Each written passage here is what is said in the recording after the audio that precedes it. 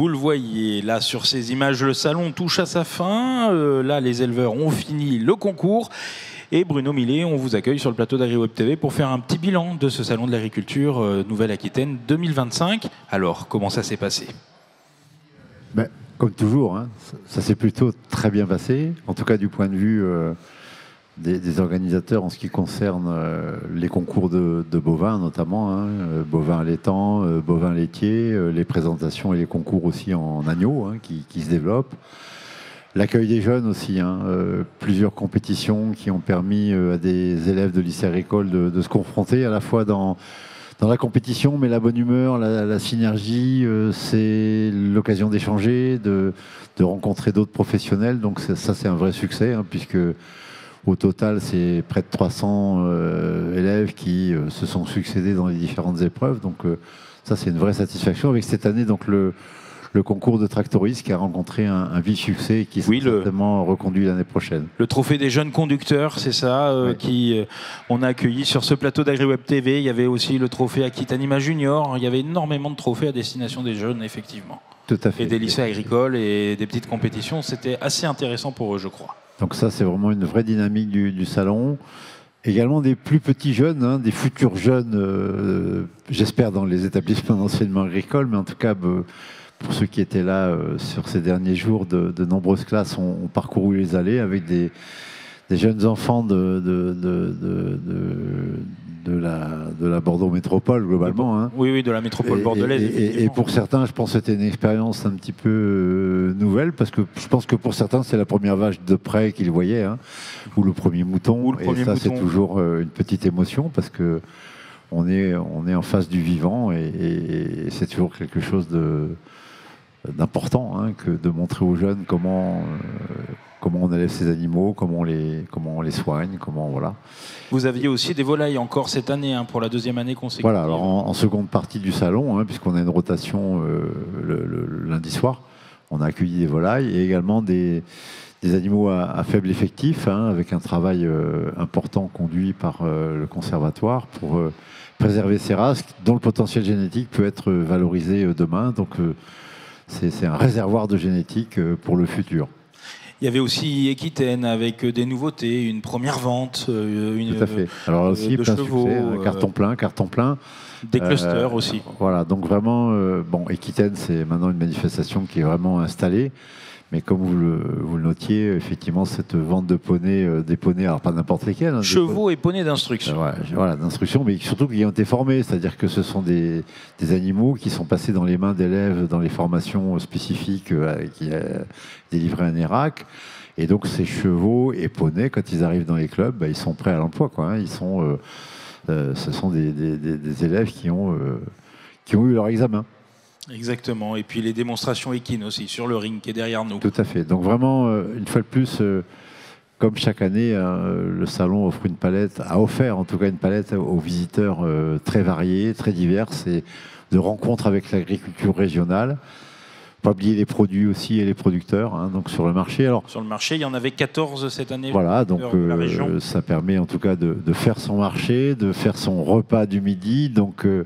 et même pour la nocturne, ils ont répondu présent. Voilà. Alors, peut-être un petit bémol quand même, parce que peut-être pas assez de visiteurs au rendez-vous. Alors, on a eu un compétiteur de poids, hein, en début de salon. Oui, qui était l'équipe de l'UBB. On est très content que l'UBB ait gagné, mais d'un autre côté, alors...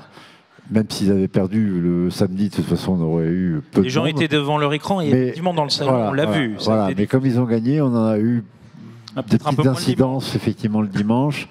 Donc ça a un petit peu asséché notre visitorat habituel. Donc ça, c'est une petite déception. Alors, ça ne va pas nous empêcher de continuer à réfléchir à comment faire évoluer le salon, etc. Parce que comme on l'a vu, il y a à la fois un cœur de réacteurs autour des manifestations professionnelles et notamment des bovins et des ovins et des chevaux.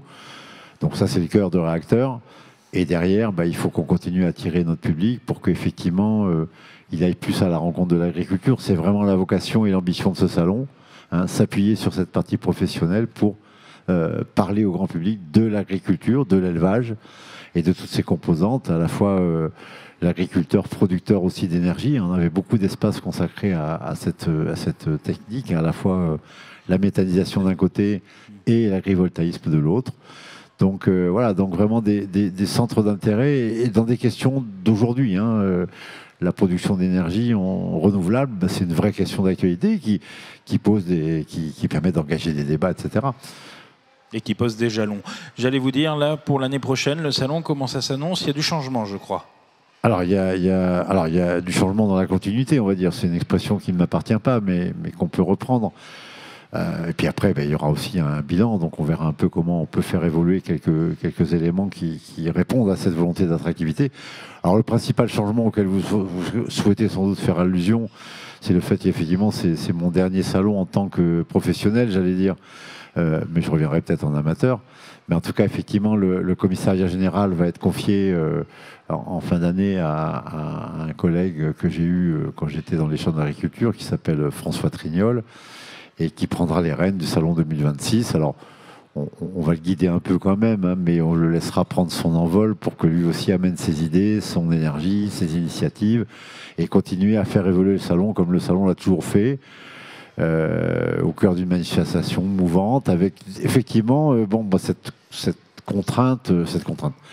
cette difficulté ou cette impérieuse nécessité de continuer à attirer du public. Alors on n'est pas tout seul pour le faire, on compte aussi sur la Foire internationale de Bordeaux, mais qui est aussi face à ces difficultés. Il y a un point qu'on n'a pas abordé, donc comme vous n'avez pas me posé la question, je vais répondre à ma propre question. Prenez les devants, d'accord, voilà. On comprend bien. C'est qu'on a continué aussi à développer, le salon c'est un média, mais finalement il y a les gens qui y viennent, puis qui voient ce qui s'y passe, mais ceux qui n'y viennent pas, ben, on a continué à faire en sorte qu'ils puissent quand même partager de ces moments de ce salon. Alors, ils n'auront pas la convivialité, ils n'auront pas les produits, mais on peut retrouver beaucoup d'intervenants qui ont été présents sur ce salon, que ce soit les éleveurs qui ont gagné les compétitions, des exposants, il y a eu des débats sur l'agrivoltaïsme, j'en parlais tout à l'heure. Donc tout ça, ça peut se retrouver sur AgriWeb TV. Et là, je pense aussi que c'est vraiment une banque de documentaires très intéressante sur de la durée. C'est-à-dire qu'on n'est pas dans... Alors on a aussi les réseaux sociaux, mais les réseaux sociaux, c'est éphémère, hein, voilà, sur le salon, effectivement. C'est sympa, c'est important, ça crée du trafic. Mais je pense qu'il ne faut pas oublier aussi le fond. Et on souhaite aussi que ce salon, en tant que média, porte une parole et un regard sur l'agriculture régionale. Et c'est ce qu'on fait autour d'AgriWeb TV, qui était né pendant le Covid et qui finalement vit sa vie tranquillement et se développe et est appelé, j'espère, à poursuivre ce développement, peut-être au-delà du salon, en tant que média de l'agriculture régionale. Voilà, je voulais le dire parce que c'est important. Et vous qui êtes un animateur d'AgriWeb TV, vous auriez dû y penser. Oh, j'y avais pensé, mais j'ai pas été très chauvin, désolé. Mais merci en tout cas Bruno, et puis on remercie aussi les équipes techniques qui nous ont permis de pouvoir tenir ce plateau dans de très bonnes conditions. Donc voilà, c'est essentiel. Là aussi, je vais compléter, il y a les équipes techniques effectivement derrière AgriWeb TV, mais il y a tout le staff organisationnel technique du salon. C'est une grosse machinerie logistique. Alors, on n'y fait pas trop attention quand on est visiteur, parce qu'on trouve ça normal. Il y a quand même beaucoup de collaborateurs qui sont derrière tout ça, beaucoup d'expérience aussi. Hein. Et je dirais que, juste pour parler de mon expérience en tant que commissaire général, c'est un rôle un peu de chef d'orchestre, mais avec des musiciens qui connaissent leur partition parfaitement. Et parfois, il n'y a même pas besoin de diriger à la baguette, tout s'enchaîne.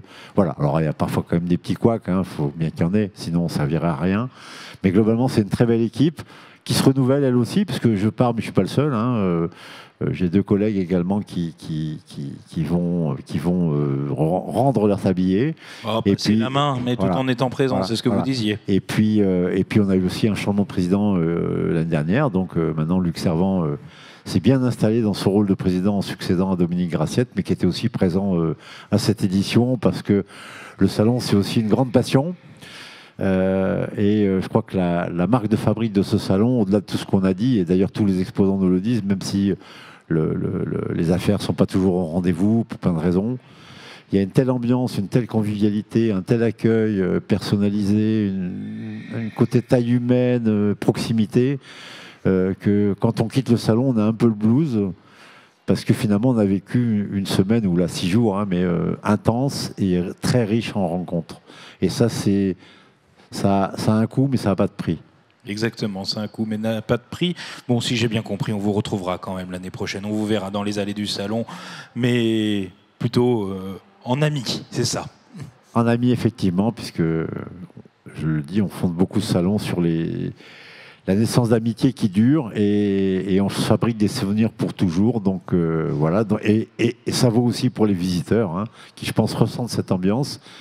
Et je crois que ceux qui ne sont pas venus cette année, je pense qu'il faut vraiment qu'ils s'organisent l'année prochaine pour venir parce qu'ils ont raté quelque chose et c'est vraiment une expérience à vivre. C'était d'ailleurs la thématique de la foire internationale, mais qui s'applique parfaitement au salon. Le salon, c'est une expérience à vivre parce qu'il y a plein de choses à découvrir. Et l'agriculture, c'est un théâtre sans fin pour toujours en apprendre plus et mieux comprendre comment ça fonctionne. Et pour découvrir et en apprendre plus, on vous donne rendez-vous ici l'année prochaine au Salon de l'Agriculture Nouvelle-Aquitaine à Bordeaux.